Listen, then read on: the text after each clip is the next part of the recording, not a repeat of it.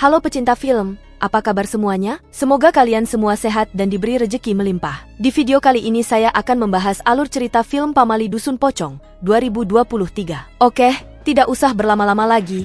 Bagaimana keseruan alur ceritanya? Selamat menonton.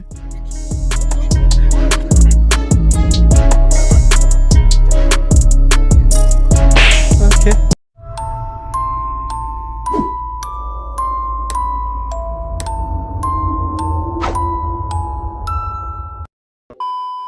Film dimulai di sebuah pemakaman para warga di sebuah dusun.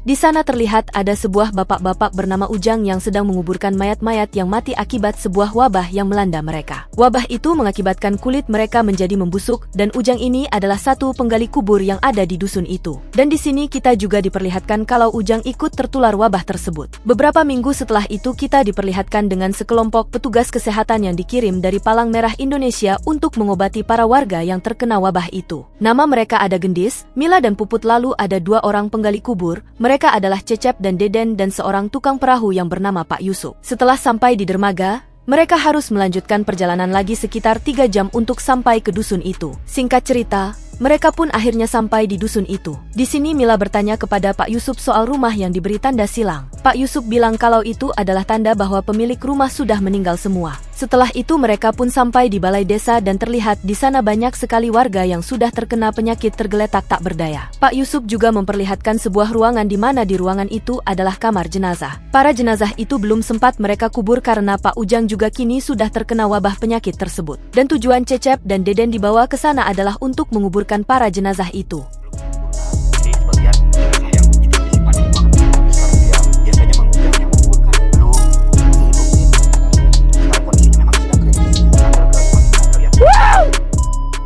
Di malam hari, Cecep dan Deden mulai mencicil menguburkan mayat-mayat yang sudah menumpuk itu. Cecep yang tengah istirahat mendengar siulan yang berasal dari balai desa itu adalah siulan dari para warga dusun tersebut. Cecep dan Deden merasa aneh mendengar itu, bukankah jika Pamali bersiul pada malam hari? Lalu di sisi lain, ada seorang warga yang mengecat salah satu rumah karena penghuni rumah itu sudah meninggal semua, namun tiba-tiba lampu hidup dari dalam rumah.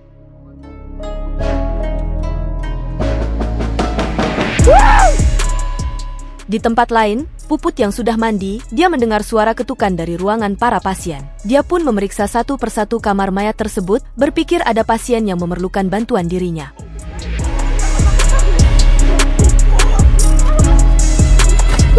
Oke. Diam!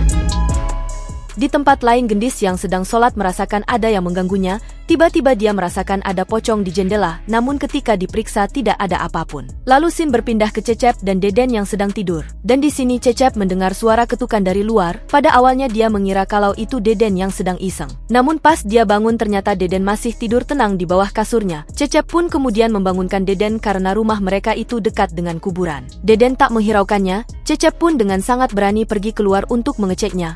Namun di luar tidak ada siapa-siapa. Karena sudah terbangun, dia pun menyalakan senter untuk menerangi jalan. Hingga tiba-tiba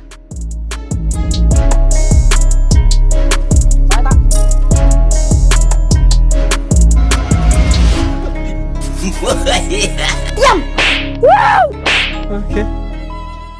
Berpindah ke sebuah rumah. Di sana ada seorang anak bernama Eneng yang sedang menemani ibunya yang sedang tertidur lemas tak berdaya. Di sini Eneng mengajak ibunya agar ibunya mau dibawa ke balai desa untuk diobati oleh Mila dan yang lainnya. Namun ibunya menolak karena dia nggak mau merepotkan banyak orang atas penyakitnya itu. Singkat cerita, Eneng datang ke balai desa dan meminta Gendis untuk datang ke rumahnya. Karena di rumahnya ada ibunya yang juga sedang sakit. Namun Gendis menolaknya karena dia harus mengurus para warga di sini. Lalu kemudian datang Mila yang iba kepada Eneng dan dia pun bertanya di mana letak rumah Neng. Neng pun menjawab kalau rumahnya sangat jauh dan berada di ujung desa ini. Gendis di sini melarang Mila untuk pergi ke sana karena di sini Gendis perlu orang untuk membantunya. Lalu tak lama ada pasien yang mengalami kejang. Tapi sayangnya semua obat yang mereka miliki sudah habis. Lalu Gendis pun meminta Cecep dan Deden untuk menghubungi Mang Yusuf untuk mengirimkan obat tambahan dari pusat.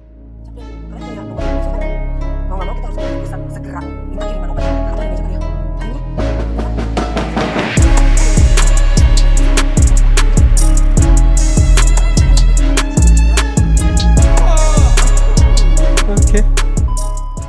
Sore harinya Eneng dan Bila kemudian berangkat ke rumahnya Eneng. Di tengah jalan Mila ingin ke toilet karena kebelet. Karena rumah Eneng masih jauh, Eneng pun membawa Mila ke rumah temannya Eneng. Dan rumah itu adalah rumah yang di awal tadi. Mila pun pergi ke toilet dan Eneng di sini melihat gambar dirinya bersama temannya itu. Lalu di kamar dia melihat sesosok temannya yang ngajak main dengan Eneng. Sementara itu Cecep dan Didin sedang mencari sinyal di sana. Namun Cecep kebelet dan terpaksa Deden harus menunggu Cecep di luar sambil mencari sinyal. Hingga pas dekat sumur itu dia mendapatkan sinyal. Namun Cecep meminta Deden untuk mengambil air untuk cebok dan pun mengambilkan air untuknya. Namun pas Didin sedang menimba air, dia terus-terusan diganggu oleh suara yang berasal dari dalam sumur.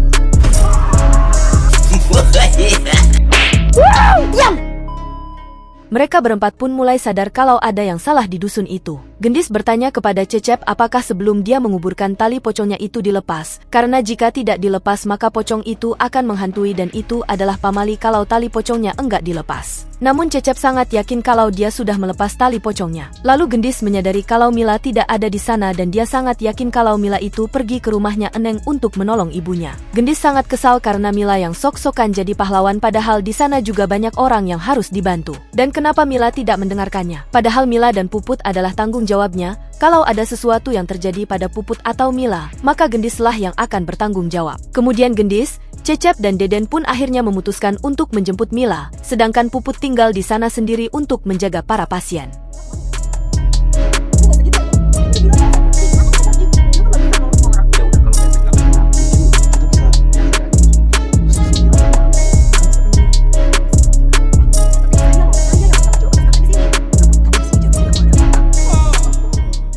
Sementara itu, di tempat lain, Mila dan Eneng akhirnya sampai di rumah. Neng pun pergi ke dapur untuk mengambilkan air minum. Dan di sini Mila melihat seorang wanita yang sedang duduk dan menyisir rambutnya. Mila kira itu adalah ibunya Eneng, tapi ternyata itu adalah sesosok pocong. Selang beberapa menit setelah Puput ditinggal, dia mendengar ketukan dan siulan dari kamar jenazah. Entah apa yang dia pikirkan, dia pun masuk ke kamar itu dan memeriksa setiap jenazah itu. Karena panik tiba-tiba Puput pun berlari. Namun, dia ditarik oleh sesosok yang tak kasat mata.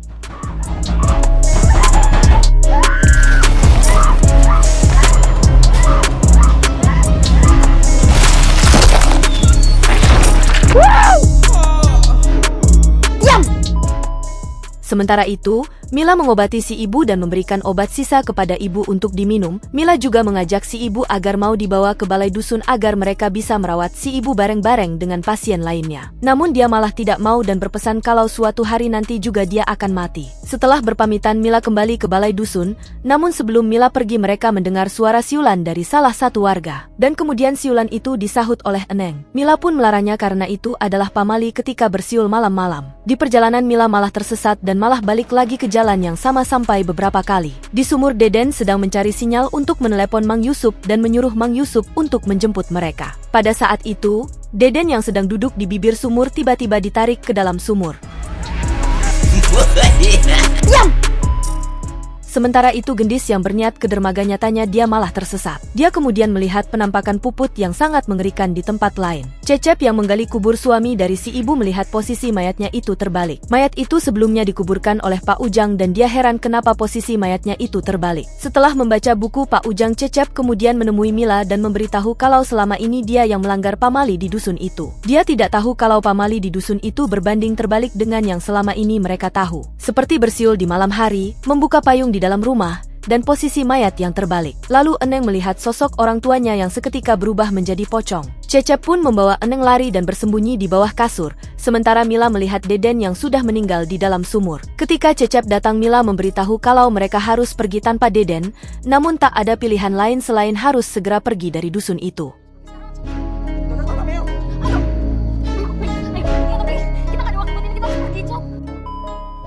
Setelah mereka lari, mereka pun melihat pasukan pocong yang melihat ke arah mereka. Mereka kembali berlari menjauh dari dusun itu. Namun sialnya, Cecep tiba-tiba ditarik oleh para pocong ke dalam liang kubur. Mila mencoba menolong Cecep. Namun Cecep menyuruh Eneng untuk membaca mantera yang ada di balik buku Pak Ujang. Akhirnya sosok-sosok itu hilang ketika si Eneng selesai membaca mantranya, dan di pagi harinya akhirnya mereka pun bisa pulang dengan selamat. Beberapa bulan kemudian, Dikirimlah tim SAR untuk menyelidiki apa yang terjadi pada desa itu. Mereka kemudian bertemu dengan Gendis yang sudah kehilangan akal sehatnya, karena Gendis terus-terusan tersesat di dalam hutan itu. Film pun tamat. Jika kalian suka dengan video ini, jangan lupa untuk like, komen, dan juga subscribe. Saya pamit undur diri, sampai jumpa di video selanjutnya.